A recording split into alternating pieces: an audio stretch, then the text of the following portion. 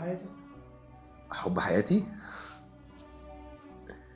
آه، امي امي امي حب حياتي طبعا.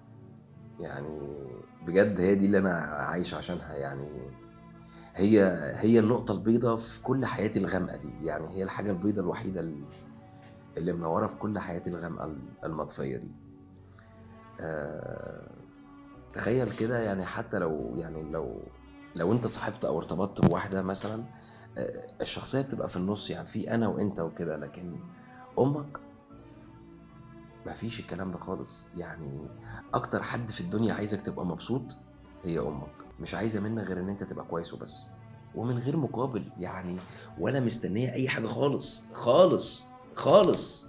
امك امك حب صدقني والله العظيم، ولا ليه شروط ولا ليه مواصفات ولا ليه اي قواعد خالص في الدنيا، حب صافي يعني. اديني ولا اديلك وارد ولو نص جميلك وفي عيني وعلى راسي هشيلك.